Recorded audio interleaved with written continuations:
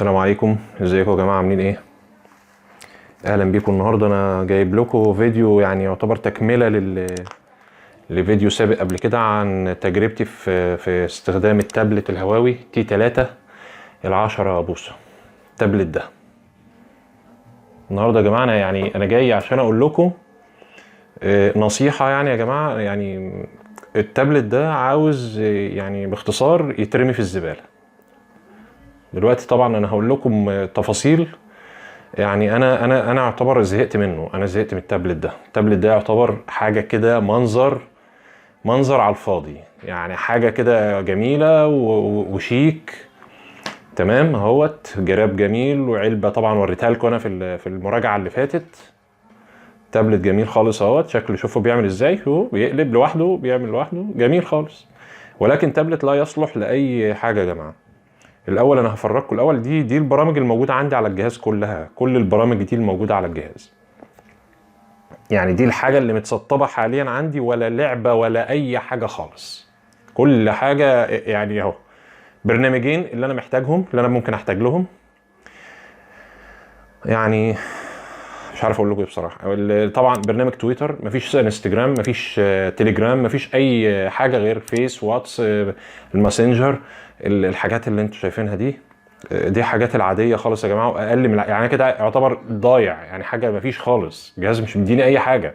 برنامج اليوتيوب بتاعي اللي انا بتابع بيه قناتي، لعبه واحده ضعيفه جدا لا تصلح، يعني حاجه كده تسليه. طبعا انا قلت لكم قبل كده ان الجهاز دوت عمل لنا مراجعه عليه ووريت لكم كل حاجه تخصه.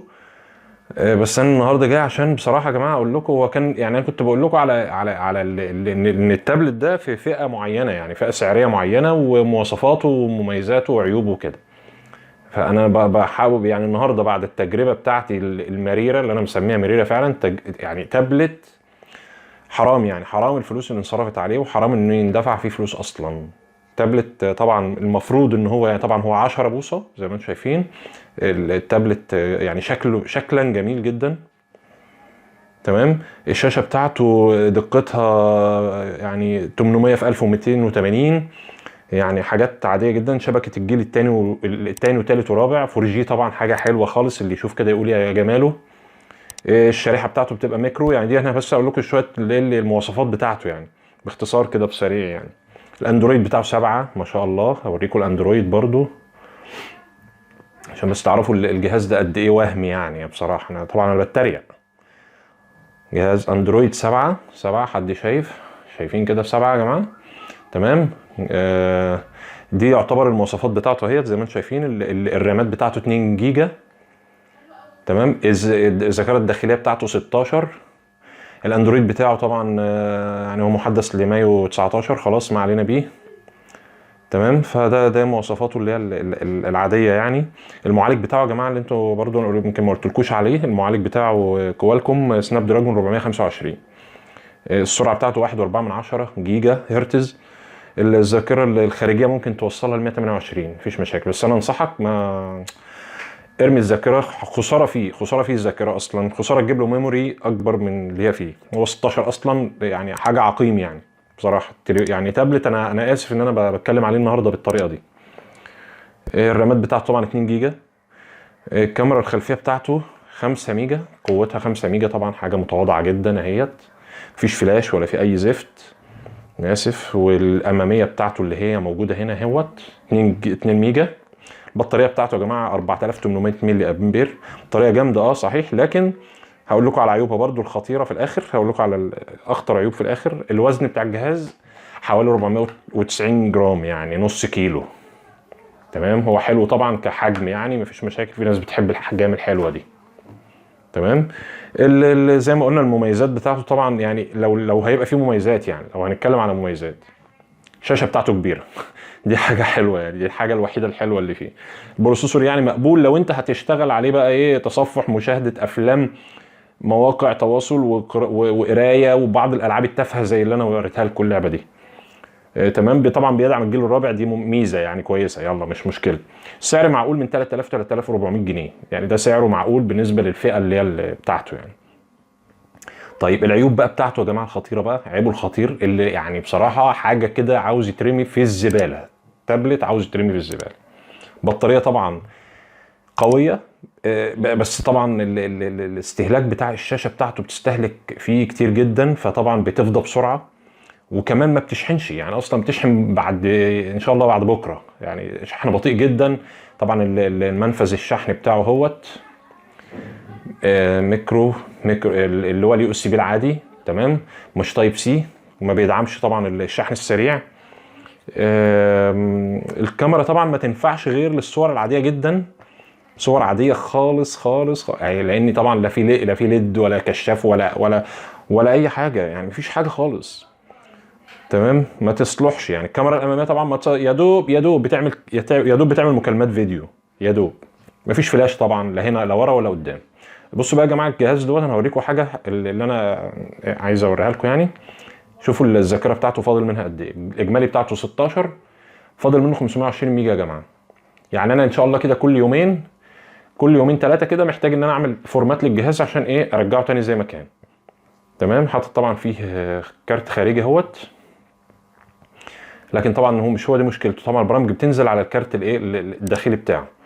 فطبعا يا جماعه يعني جهاز يعني مش عايز اقول يعني ضايع، يعني ما ينفعش حتى الطفل، يعني طفل صغير ما ينفعش معاه، وعايز واحد بقى مش بتاع استخدام يعني عادي، حتى بتاع واحد يفتح يتفرج يقفل، كل سنه وانتم طيبين، ده الموضوع يعني. اما الموضوع ان انا استخدمه بقى، شوف حتى البطء كمان، بتلاحظ كمان ان هو بيبطئ جدا في الاستخدام، تيجي تفتح تلاقيه بيفتح ببطء، وتيجي تنقل تلاقيه عيني على ما يفتح لك الحاجه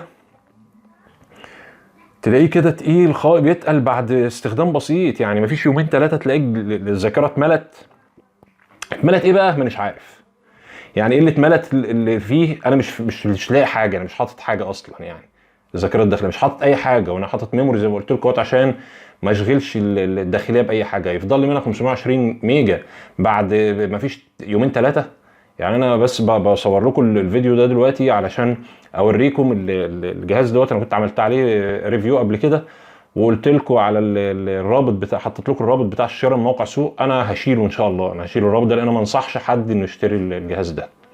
الجهاز ده يا جماعه جهاز عقيم، ما ينفعش حتى الاستخدام العادي. انا بصراحه انا اسف، يعني انا عملت له مراجعه كده المره اللي فاتت بعد تجربه استخدام 6 شهور، وحاولت ان انا اتعايش معاه، لكن للاسف يا جماعه انا فشلت ان انا اتعايش مع الجهاز ده.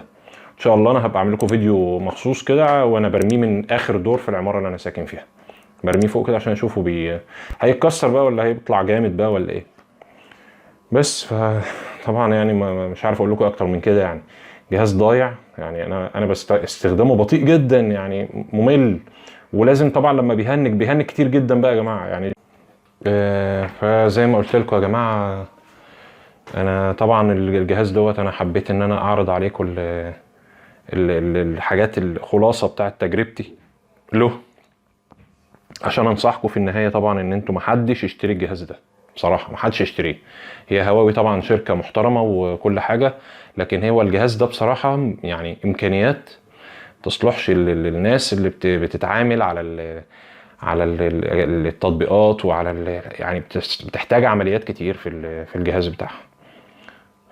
يعني انا متشكر ليكم، واتمنى ان انا كنتش طولت عليكم، تمام. وان شاء الله يعني زي ما قلت لكم قبل كده برضه، انا ان شاء الله هعمل فيديو باذن الله وانا بحذف الجهاز ده من فوق العماره من اخر دور ان شاء الله، يعني نشوف هيتكسر فعلا ولا فعلا يمكن يبقى جامد. يعني لو طلع جامد بقى في ديت يبقى هو جهاز كده محترم، يعني انا اشك في الكلام ده طبعا. وما تنسوش يا جماعه اشتراك في القناه لو الفيديو عجبكم، والسلام عليكم ورحمه الله وبركاته.